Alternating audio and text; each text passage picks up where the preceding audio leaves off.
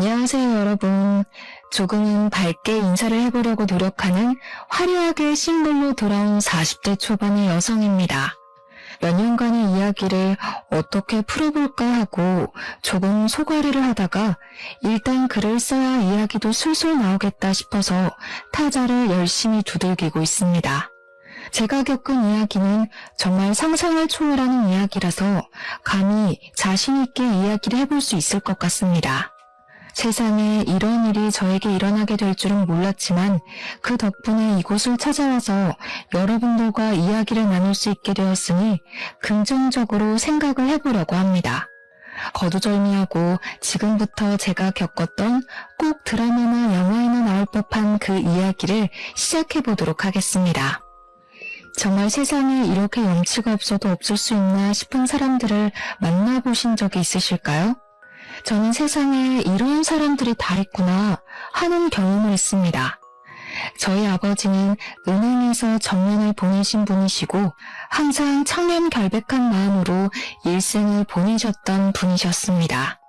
지점장까지 일을 하셨고 같이 일하는 직원분들에게 항상 윗물이 맑아야 아랫물이 맑다고 하시면서 누구보다 정의롭고 아랫사람들을 위해서 일을 하셨던 분이셨습니다. 그 덕에 저는 항상 아버지를 존경할 수 있었고 저에게도 늘 모범이 되어주시고 교훈이 되어주시는 교과서 같은 분이셨습니다.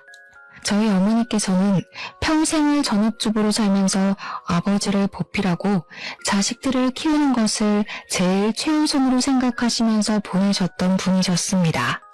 늘 따뜻한 밥 한 끼 먹는 것을 중요하게 생각하셨던 분이셨기 때문에 저는 집에서 보내는 시간이 가장 행복하고 즐거웠습니다. 부모님께서 저에게 사랑을 주신 만큼 저 또한 밝고 빛나는 사람으로 자랄 수 있었다고 생각합니다. 그렇게 유년 시절, 학창 시절을 보낸 뒤 저는 대학을 졸업하고 꽤 괜찮은 회사를 다니면서 여유를 즐기며 살고 있었는데 우연히 기회가 찾아오게 되었습니다. 급하게 회사 선배님께서 저에게 소개팅 자리가 갑자기 파투가 나게 생겼다면서 대신해서 자리를 나가줄 수 있겠냐고 물어보셨고 심심했던 저는 흔쾌히 나가겠다고 대답을 했습니다.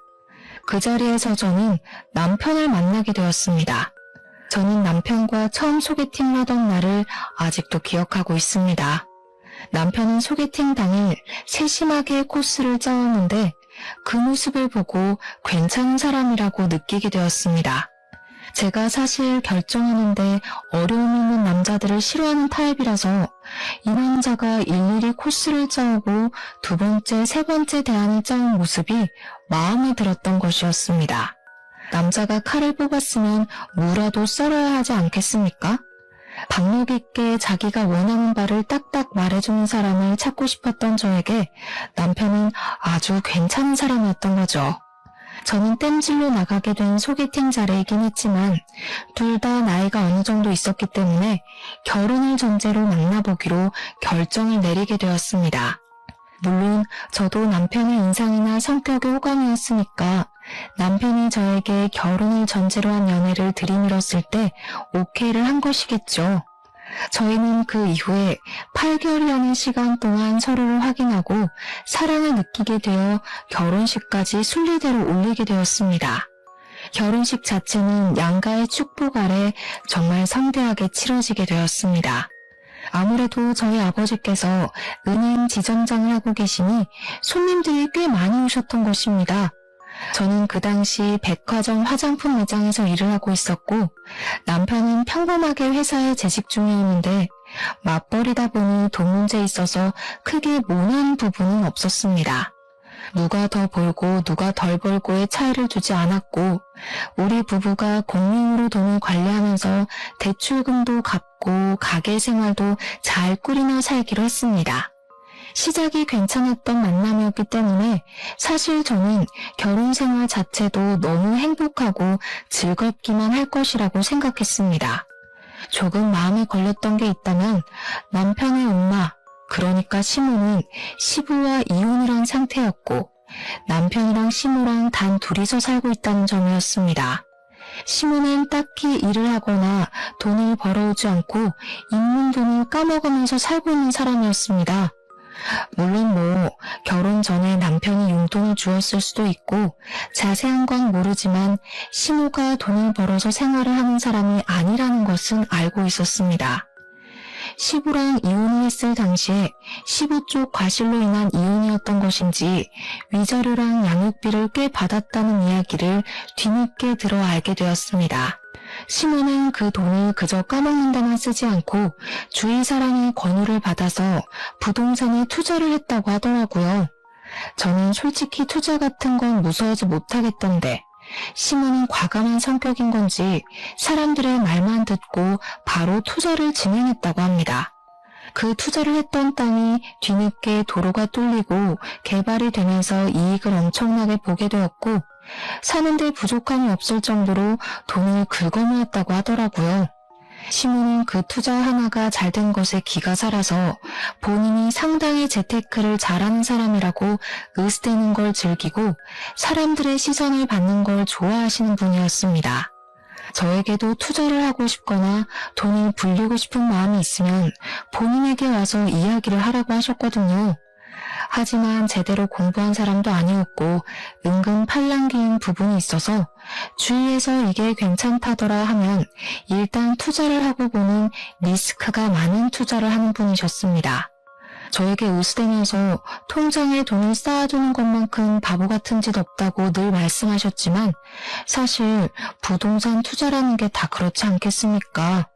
어디가 개발된다더라, 어디에 뭐가 들어선다더라 하는 소문만 듣고 몰렸다가 이도저도 아니게 망하는 사람이 한둘도 아니고요. 그냥 시모는 우연히 주워들은 정보를 가지고 투자를 했던 땅이 재개발이 되면서 로또를 맞은 케이스, 그 이상 그 이하도 아니었습니다. 저는 저희 아버지께서 은행에서 오래 일을 하셨기 때문에 아버지의 투자 방식이 훨씬 더 마음에 들고 안정적이라고 생각을 하고 있었습니다. 단지 수익률은 시모보다 떨어질지 몰라도 아버지께서는 단돈 10,000원을 벌어도 손실이 나지 않는 곳으로 최대한 알아보고 일을 하셨습니다. 시모는 그런 단순한 노력도 없으면서 자기가 벌었던 돈에 대한 뽕으로 취해 사시는 분이었고요. 아무튼 집은 반반 대출로 얻게 되었는데 아버지가 일하시는 은행을 통해서 조금은 손쉽게 대출을 받아 얻을 수가 있었습니다. 사실 저희 부모님께서는 돈 싸들고 있어봐야 뭐하냐, 죽어서 들고 갈 것 아니라며 조금 도와주시겠다고 하셨지만 그 부분은 제가 딱 잘라 거절을 했습니다. 왜냐하면 돈이 있다고 투자를 외치시던 시모가 집을 구할 때가 되자 저희에게 단 한 푼도 도와줄 수 없다고 선언을 하시고는 바라지도 말라고 하셨거든요. 세상에 아파트를 매매하는 것만큼 실패한 투자가 없다면서 집값은 어떻게 될지 모르는 거라고 손해보기 싫다고 하셨습니다. 시모의 마음도 이해가 가지 않는 것은 아니었지만 아들이 결혼하는데 너무 매정한 것 같아서 서운함이 느껴지기도 했었습니다. 시모가 도와주지 않겠다고 선언을 한 상태에서 저희 부모님께서 도와주시겠다고 하셨고 저도 억울한 마음이 드는 것이 싫어서 거절을 했던 것이었습니다. 남편에게도 서로 양가해서 돕지 않겠다고 했으니 정확하게 반반 결혼을 하자고 했고 허례허식은 피하기로 결정을 내렸습니다. 하지만 인생사라는 게 저희 두 사람의 생각과 계획대로만 착착 진행이 될 리가 없지 않겠습니까? 언제는 저희에게 한 푼도 도와줄 수 없다고 딱 잘라 거절을 했던 시모가 어떻게 결혼을 하면서 시댁에 아무것도 안 할 수가 있냐고 하시더라고요. 한마디로 본인이 돈 쓰는 건 죽어도 싫지만 받을 수 있는 건 다 받아야겠다고 외치는 놀부심보를 가진 사람이었던 것입니다. 저는 시모가 도와주지 않겠다고 먼저 이야기를 했었기 때문에 사실 받아칠 수 있는 말은 넘치고 넘쳤습니다. 하지만 더 골머리를 썩는 일이 생기게 되었는데 남편의 친부에게서 저에게 바로 연락이 온 것입니다. 누군지도 모르는 번호로 전화가 와서 조심스럽게 받았더니 다짜고짜 저에게 큰 소리로 화를 내시더라고요. 결혼을 한다는 소식을 들었는데 왜 아직까지도 인사를 드리러 오질 않아? 지금 나를 무시하는 건 뭐야? 며느리가 되어서 시합이 될 사람한테 제깍제깍 와야지. 저는 당연히 그 전화를 받고 너무나도 어이가 없었습니다.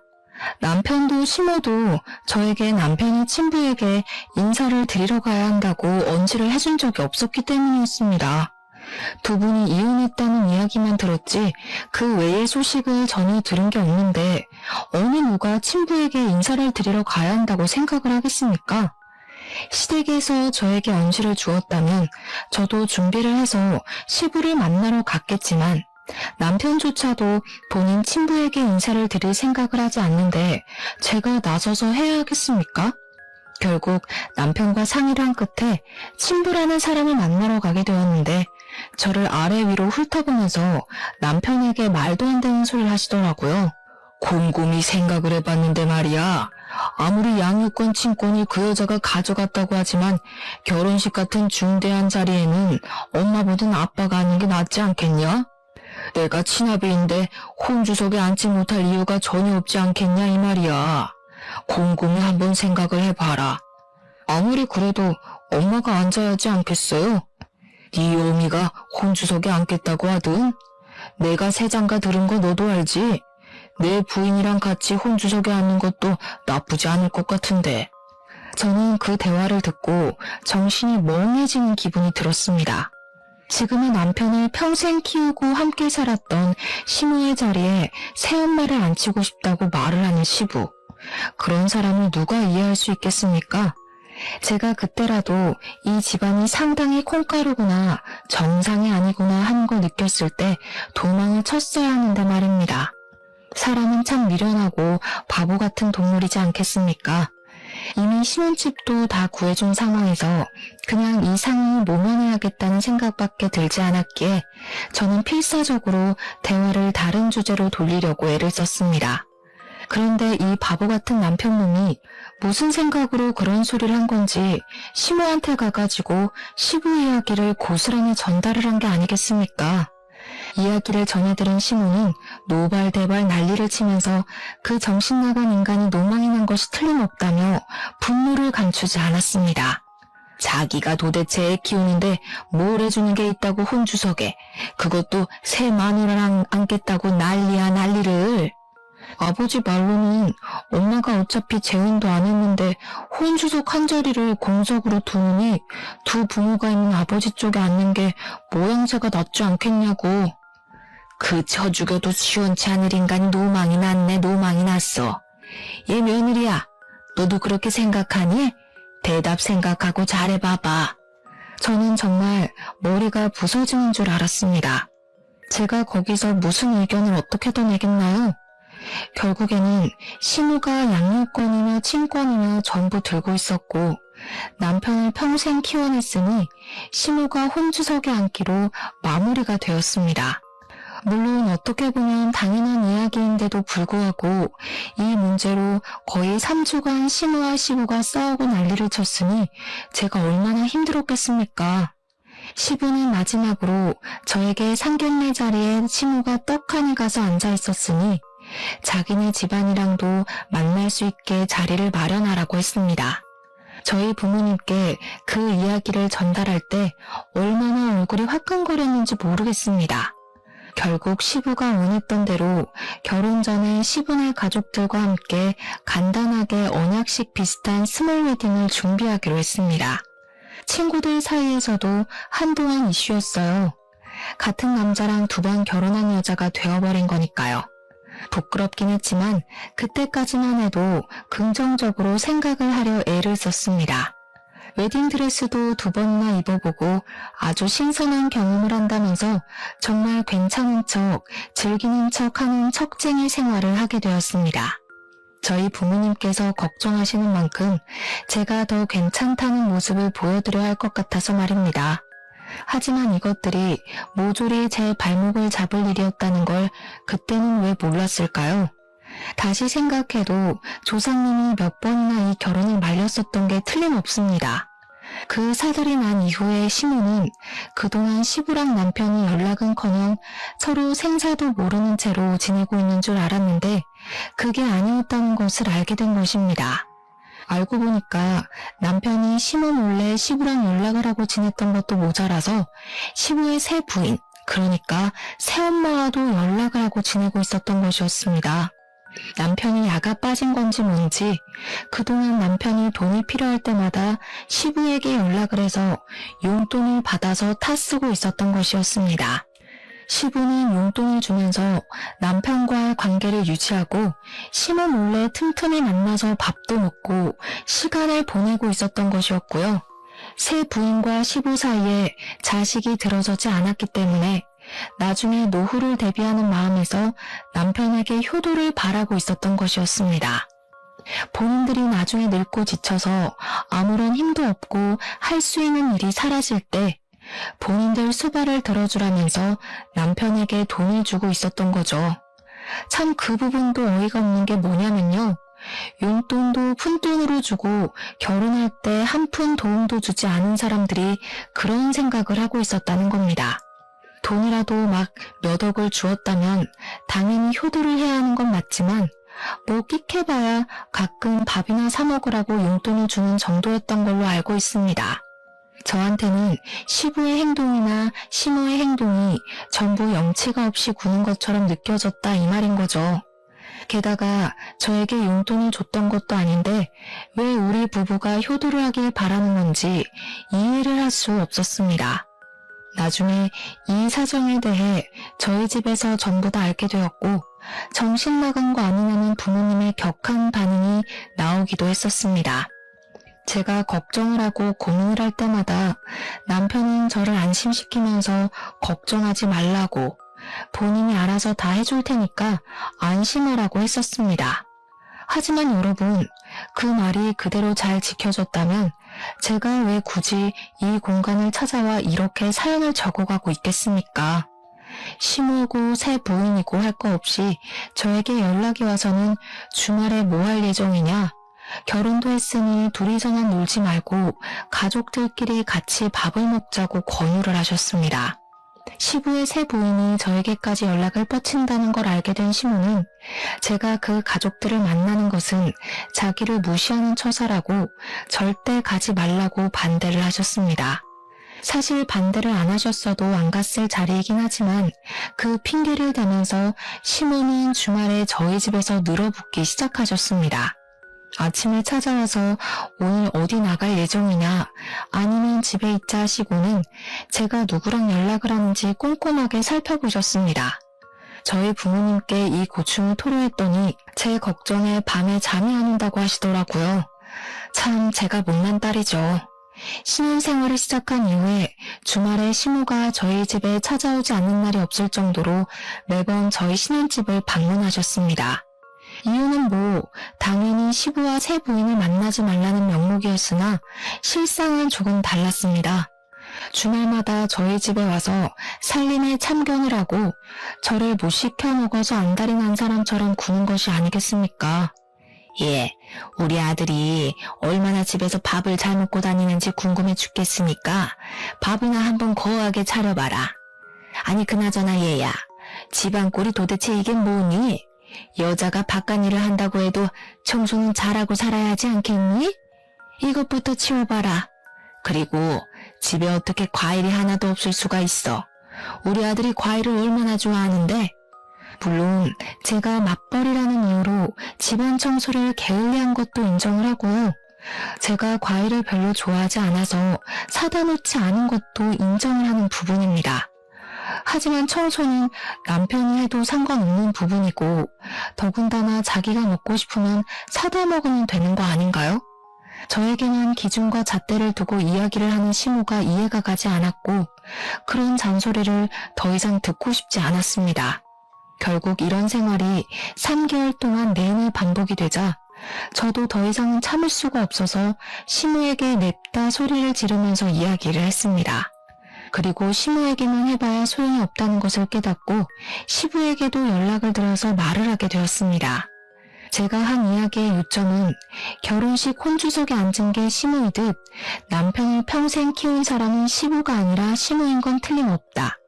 그러니까 우리가 최소한의 도리만 하고 살 수 있게 서로 양해를 해달라는 말이었습니다.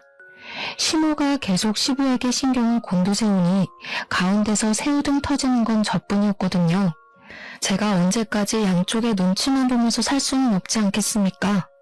시모와 시부한테도 서로 알아듣게 잘 이야기를 했으니 주말에는 제발 집에서 가만히 시체처럼 쉴 수 있게 도와달라고 읍소를 했습니다. 정말 저희 부모님께도 그렇게 애원을 해본 적이 없는 것 같은데 말입니다. 제 말은 서로 제발 신경을 곤두세워서 누구한테 더 잘하는 만에 이런 소리 하지 마시라는 거예요. 저희도 이제 부부간의 생활을 시작하게 되었으니 존중해 주셨으면 좋겠습니다. 저희 부부 맞벌이로 일을 하고 있는데 저도 쉴 시간이 필요하다고요. 제가 백화점 화장품 브랜드 매장에서 일을 하고 있었기 때문에 사실은 평일보다 주말이 더 바쁜 직종이긴 했습니다. 그런데 제가 연차가 많이 쌓여 있어서 휴무일 조정이 쉽고 신혼부부라서 주말에 쉴 수 있게 배려도 받았단 말입니다. 하지만 시모가 매번 그렇게 찾아와서 저를 감시하고 있는데 어떻게 쉬겠습니까? 차라리 출근을 해야겠다는 생각이 들 정도였습니다. 백화점이라는 게 1년 365일 쉬지 않고 돌아가는데 오죽하면 출근을 해서 일을 하는 게 낫겠다고 생각을 하겠냔 말입니다. 제가 전화로 난리를 치우자 결국 시모도 시부도 저한테 불만이 쌓인 채로 휴전 아닌 휴전을 하게 되었습니다. 그 난리 이후에 저는 다시 평화를 찾게 되었고 참는 게 정답이 아니라는 걸 알게 되어서 불만이 있으면 바로바로 말을 하는 사람으로 변하게 되었습니다. 시모가 그 이후에도 가끔은 저희 집에 찾아와서 트집을 잡곤 했는데 그러면 저도 바로 시댁으로 달려가서 시모의 집에 트집을 잡았습니다. 시모가 저희 집에 와서 괜히 커튼을 만지작거리면서 이게 무슨 색이냐, 인테리어를 망친다, 색 누가 골랐냐 하며 제가 고른 거 뻔히 알면서 이야기를 하시대요. 저는 그런 치졸한 모습으로 구는 시모가 어이가 없어서 다음날 바로 퇴근하자마자 시댁으로 찾아갔습니다. 어머님, 다시 보니까 소파 색깔이 영 칙칙한 게 별로네요. 재질도 별로인 것 같고. 집이랑 너무 안 맞는 거 아니에요? 싸구려를 사셨나? 우리 시모가 졸부이다 보니까 뭐든 비싼 게 최고라는 생각으로 사시는 분이셨거든요. 당연히 소파도 최고급 소파일 게 분명했지만 일부러 시모 들으라고 싸구려를 강조하면서 이야기를 했습니다.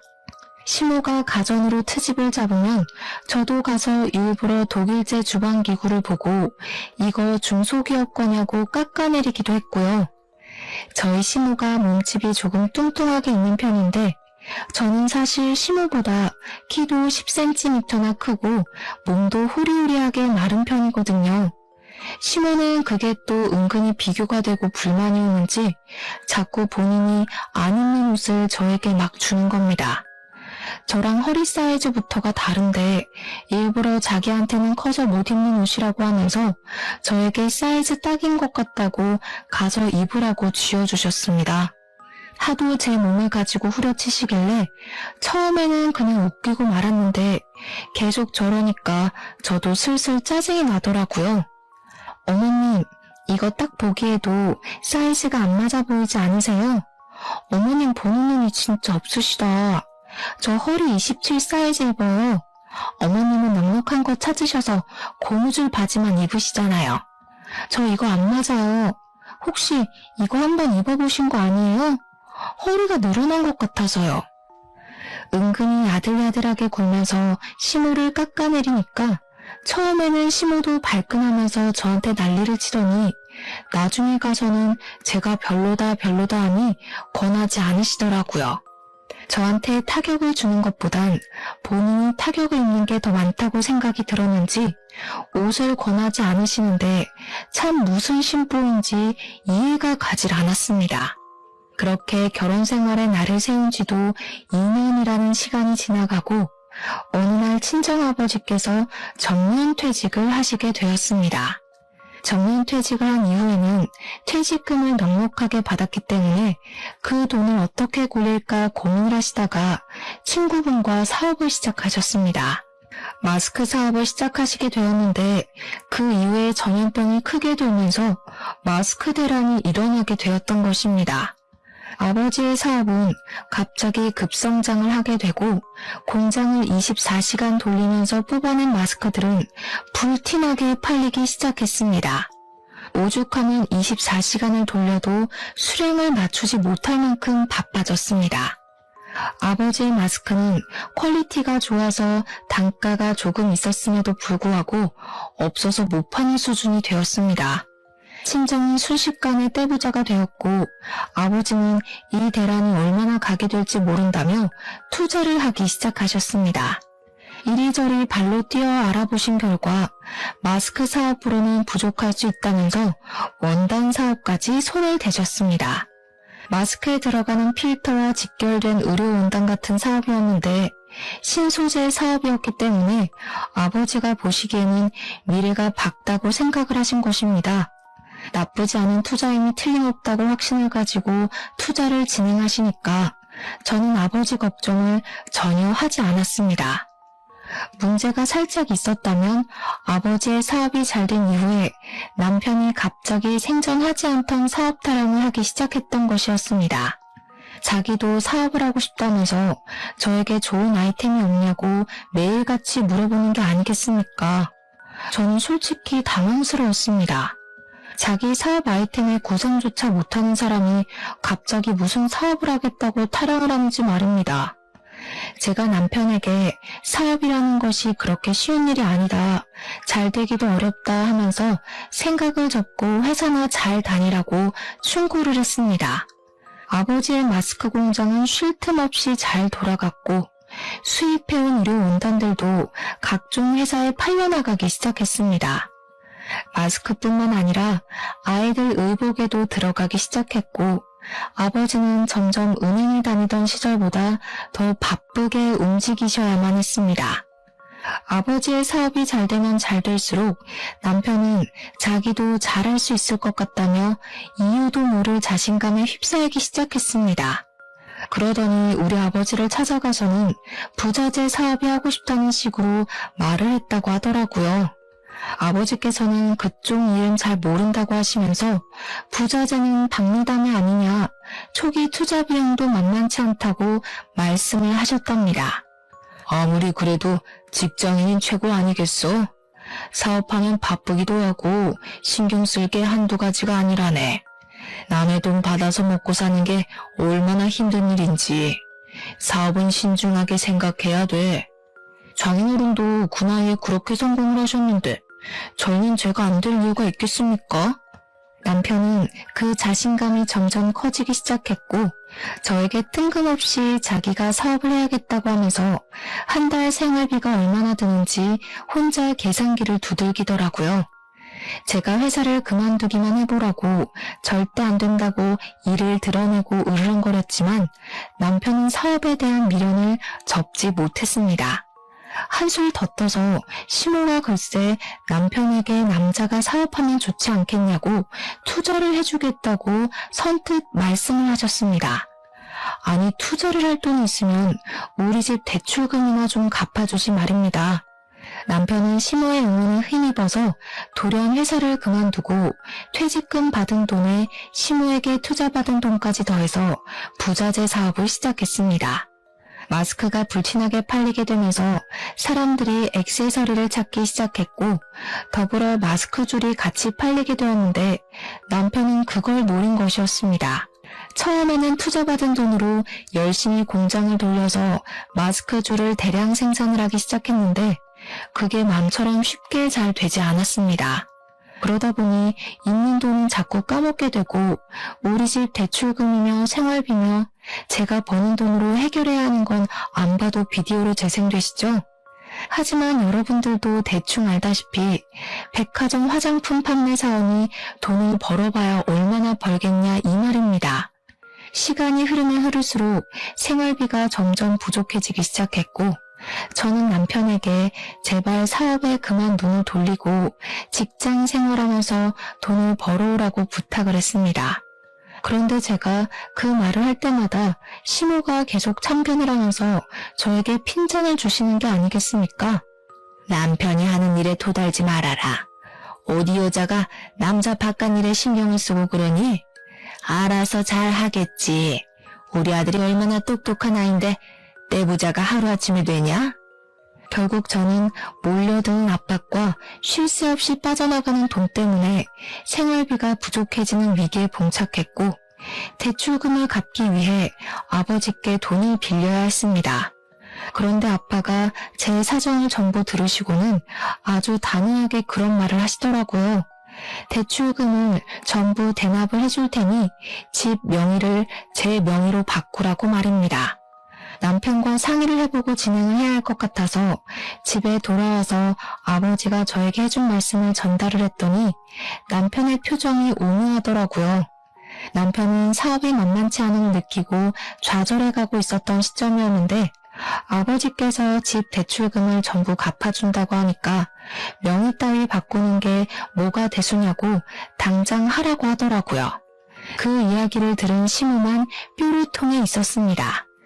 대출금 갚아주신다니까 감사하긴 한데 명의는 왜 바꾸라고 하시냐?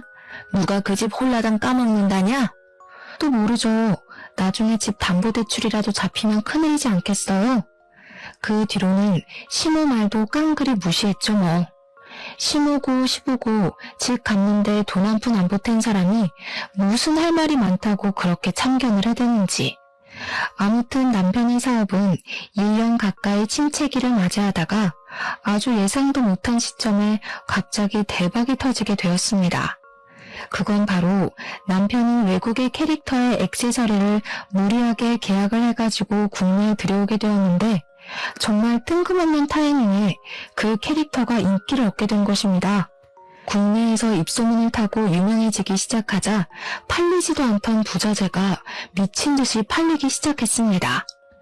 남편은 마스크줄 판매를 바로 접고 그 캐릭터의 액세서리 위주로 공장에서 물건을 찍어내고 납품을 시작하게 되었습니다. 사업이라는 게 정말 한 치 앞도 예상할 수 없는 일이더라고요. 남편의 사업이 언제 침체기를 겪었냐는 듯이 갑자기 승승장구를 하게 되었습니다. 근데 우리 남편이 그 캐릭터를 무리해서 계약했을 당시 돈이 없어서 우리 아버지에게 투자금을 빌린 적이 있었습니다. 저는 아버지에게 이 사람이 다시 직장에 다니는 것이 좋겠다, 도와주지 말라고 이야기를 했었는데 아버지는 사업을 시작했으면 실패도 겪어봐야 성장하는 법이라고 하셨습니다. 그래서 꽤 큰 돈을 턱 빌려주셨는데 그 돈이 무려 2억이나 되었습니다. 그 캐릭터가 사실 해외에서도 그다지 인기가 있었던 캐릭터는 아니라서 부자재를 거의 독점으로 들여오는데 그 돈이 필요했던 것입니다. 그걸 아버지한테 빌려서 계약을 하게 되었는데 이젠 뭐 그 돈을 갚고도 남을 만큼 매출이 훌쩍 뛰게 되었습니다. 그런데 정말 반전으로 그때 저희 아버지의 사업이 갑자기 내리막길을 걷게 되었습니다.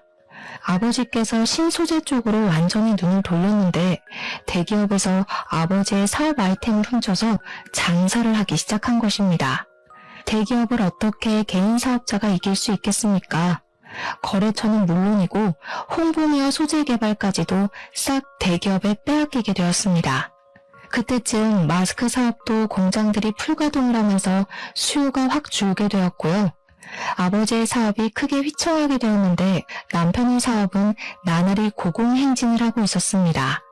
남편은 독하게도 남편의 공장이 아닌 다른 공장에서 카피해서 판매를 하는 그 캐릭터들을 전부 신고해서 완전히 시장을 독점하고 있었습니다. 인터넷에서 판매되고 있는 짝퉁 제품들을 하나하나 찾아서 신고를 하고 판매 중지를 걸고 있었던 것입니다. 그러면서 남편은 사업이 잘 될 줄 알고 있었다면서 다 자기 능력이라고 말을 하고 다니며 마치 투자에 성공한 시모처럼 으스대고 있었습니다. 허구한 날 무슨 술을 그렇게 마시고 다니는 건지 사실 남편의 사업은 부자재 사업을 하는 거라 그다지 뭐 접대할 일도 없었습니다. 그럼에도 불구하고 무슨 맨날 접대를 하러 다닌다고 하면서 집에 늦게 들어오는 건 물론이고 매일같이 술에 취해서 개가 되어 들어왔습니다. 저는 그런 남편을 잡고 부탁을 했습니다. 지금 우리 아버지의 사업이 많이 힘들다고 하는데 돈을 좀 빌려주면 안 되겠냐고 말입니다.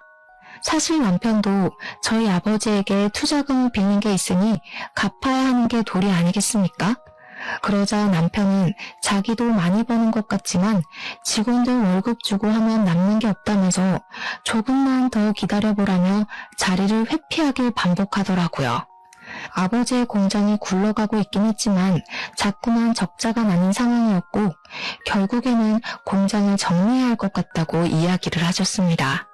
그래도 그간 투자가 불려놓은 재산이 있어서 크게 망하고 빚이 생기고 한 것은 아니었지만 저는 마음이 정말 너무 안타까워 어쩔 줄을 몰랐습니다. 남편에게 일부라도 투자금을 상환해 주기를 부탁하기도 했었습니다. 2억이 갑자기 생기면 부모님의 노후 자금으로 충분할 것 같다고 생각을 했기 때문에 남편을 붙잡고 진지하게 이야기를 한 것입니다. 남편은 알겠다고 하면서 매달 돈을 갚아 나가겠다고 약속을 했는데 참 나중에 아버지께 들어서 알게 되었습니다. 우리 남편이 투자금을 갚겠다고 하면서 매달 50만 원이라는 돈을 보냈다는 것입니다. 거기서 저는 이성을 잃었죠. 시모는 본인 아들이 매달 50만 원을 보내는 것에 감사할 줄 알아야지 가족들끼리 돈 문제로 얼굴 붉히고 따지는 게 아니라는 식으로 말을 하시더라고요. 저는 남편이 우리 아버지에게 빌린 돈을 갚아야 하는 건 당연한 거다. 어려울 때 도움을 받았으니 우리 아버지 사업이 어려울 때 도와야 하는 거라고 했습니다. 하지만 시모는 저의 그런 생각 자체가 틀려먹은 것이라고 이야기를 하는 것이 아니겠습니까?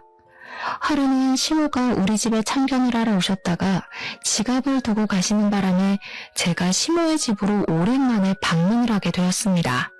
사실 지갑만 두고 나오려고 했는데 현관에 있던 주문이 바뀐 걸 보고 우아해서 집으로 들어가게 되었습니다. 저 정말 너무 깜짝 놀랐잖아요. 시모네 집 가구며 가전이며 전부 새 걸로 싹 바뀌어 있었거든요. 어머님, 이게 다 뭐예요? 집 인테리어가 싹 바뀌었네요.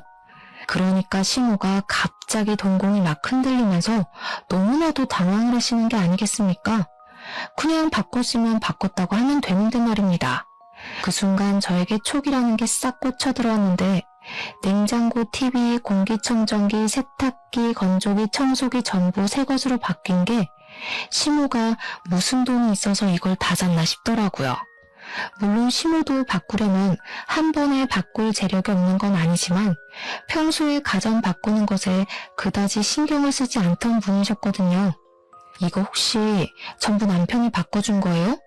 아니, 우리 아들이 혼자 사는 내가 적적해 보인다고 사줬다 왜? 너무 당당하게 이야기를 하시는데 우리 아버지한테는 돈 없다고 한 달에 고작 50만 원 보내는 주제에 몇백, 아니 몇천만 원을 줘가면서 시댁 가구를 바꿔준 게 말이 됩니까? 그것도 멀쩡하게 잘 쓸 수 있는 상품들을.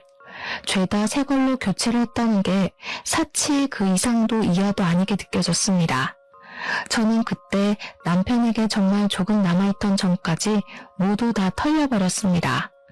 저는 바로 친정으로 찾아가 이 모든 사실을 이야기를 했습니다. 아버지, 나 이혼하고 싶은데 지금 살고 있는 집 명의가 제 명의지 않겠어요? 그러니 이혼하고 이 집 팔아서 아버지 사업 급한부를 끄면 어때요? 아버지께서는 제가 이혼하고 싶어하는 이유에 대해 쭉 들어보시더니 곰곰이 생각을 하기 시작하셨습니다. 한참 뒤에 벌떡 일어나셔서 저에게 무슨 종이를 하나 내밀면서 도저히 괘씸해서 안 되겠다고 이대로 이혼만 하면 억울하지 않겠냐고 하시더라고요. 그 종이를 읽어보니까 변호사 공증까지 받은 차용증이 아니겠습니까? 자세한 내용에는 남편에게 빌려주었던 돈에 대한 차용증과 그 투자금을 갚지 못할 경우 남편의 회사에 지분을 행사할 수 있다는 공증이 적혀 있었습니다. 애초에 사업을 허투루 하지 않으시는 아버지의 성격이 고스란히 묻어나는 대목이기도 했습니다. 어떤 경우가 올지 몰라서 미리 그 지분에 대한 영향력을 행사하겠다고 변호사 공증을 받아놓으셨고 사업을 처음 시작한 남편은 뭣도 모르고 도장을 찍은 겁니다. 아버지께서는 그동안 딸의 집안 살림살이에 보탬이 되길 바래서 그동안 권리 행사를 할 생각을 하지 않았던 것이라고 하셨습니다. 하지만 이혼을 이야기한 마당에 이런 것이 다 무슨 소용이냐고 지켜만 보고 있을 순 없다고 하셨습니다. 그러더니 남편에게 친정으로 오라고 부르셨고 이 모질이 같은 남편은 상황 파악도 전혀 하지 못하고 친정에 와서 떵떵거리더라고요. 제가 월 50만 원 드리는 걸로 부족해요? 사업 실패할 걸 생각하시고 움직이셨어야죠. 어떻게 마냥 사업이 잘 되기만 하겠어요? 미리미리 대비를 하셨어야지. 제가 그 말에 너무 화가 나서 부들부들 떨고 있는데 저희 아버지께서는 태연자약하게 이야기를 하시더라고요. 우리 딸이 자네랑 이혼을 하겠다고 하는데 내가 자네의 만행을 언제까지 지켜봐 줄 수 없지 않겠나? 이거 기억나지? 그러면서 미리 준비해 두셨던 차영증 서류를 꺼내서 남편의 얼굴 앞에 떡하니 들이미셨습니다. 남편이 그걸 읽더니 무척이나 당황해하면서 머리를 긁더라고요. 저도 기억이 나긴 하는데요. 이것도 당장 갚을 돈이 있어야지 갚지 않겠습니까? 아시다시피 저도 매달 50만 원 드리는 게 버거워서요. 갑자기 태도를 바꾸는데 헛웃음이 나더라고요. 이렇게 염치도 없고 눈치도 없는 새끼랑 그 시간을 어떻게 버티며 보낸 건지 참으로 제가 미련스럽고 바보같이 느껴졌습니다. 아버지께서는 오히려 여유롭게 남편에게 이야기를 하셨습니다.